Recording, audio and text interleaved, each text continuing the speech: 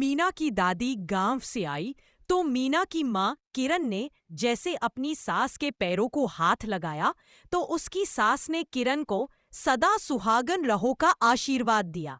यह सब मीना बहुत बार देख चुकी सी। बहुत सारे बुजुर्ग हर औरत यही आशीर्वाद देते थे। इस बार मीना से रहा नहीं गया। वो अपनी माँ से बोली, ये क्या मम्मी, आप जब भी दादी के पैर छूते हो दादी सदैव यही आशीर्वाद देती है कि सदा सुहागन रहो। क्या दादी ये नहीं कह सकती सुखी रहो, खुश रहो? ऐसे तो दादी सदा सुहागन का आशीर्वाद इनडायरेक्टली अपने बेटे को दे रही है। तो इसमें गलत क्या है? उनके बेटे मेरे पति भी तो है। मेरा हर सुख उन्हीं के साथ है। अगर वो है तो मैं हूं। इसका मतलब औरत का अपना कोई वजूद नहीं है? ओहो, कहाँ की बात कहाँ लेकर जा रही। पति का होना पत्नी के लिए एक सुरक्षा कवच की तरह होता है। ये बात तुम अभी नहीं समझोगी। लेकिन मम्मी, लेकिन वेकिन कुछ भी नहीं। मेरे पास तुम्हारे फालतू सवालों का जवाब नहीं। जाकर अपनी पढ़ाई करो। मीना अपने कमरे चली गई। कमरे में जाकर खुद से बातें करने लगी। ये भी कोई बात हुई? पति ना हो गया भगवान हो गया। सारा दिन पीछे पीछे घूमते रहो। पसंद की सब्जी बनाओ, व्रत रखो, कहीं जाना हो पूछ कर जाओ। औरत को किस बात की आज़ादी है फिर? आशीर्वाद भी ऐसे मिले कि सीधे सीधे पति के नाम हो। मैं तो नहीं मानूंगी हर बात। बराबर की बनकर रहूंगी।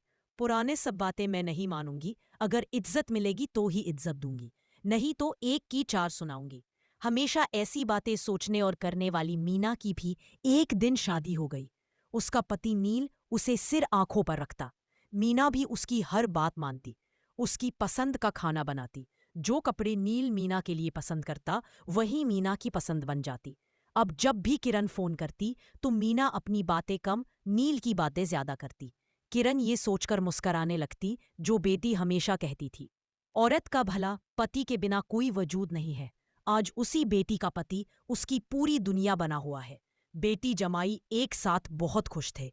ये सोच किरण बहुत खुश थी। 1 साल बाद उनकी खुशियां दुगनी हो गईं जब उनके घर एक प्यारे से बेटे अंश ने जन्म लिया। अंश अभी 1 साल का भी नहीं हुआ था।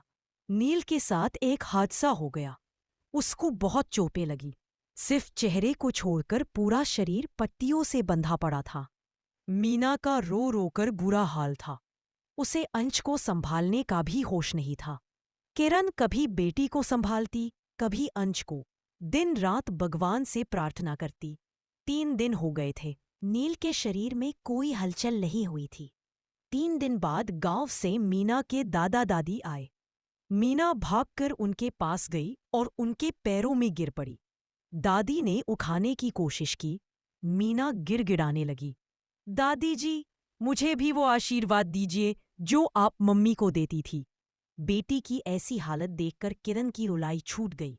दादी भी रोने लगी और रोती हुई आवाज में दादी ने पोती के सिर पर हाथ रखते हुए कहा, सदा सुहागन रह मेरी बच्ची, सदा सुहागन रह। दादी का इतना कहना था कि नर्स आकर बोली, मरीज के शरीर में हरकत हुई है। सबकी आंखों में एक चमक आ गई। मीना भी और भागकर नील के कमरे की तरफ चली गई। दोस्तों, आशीर्वाद एक चैतन्य ऊर्जा है। सच्चे दिल से निकला आशीर्वाद परिणाम बदलने की क्षमता रखता है। बुजुर्गों से आशीर्वाद लेते रहें।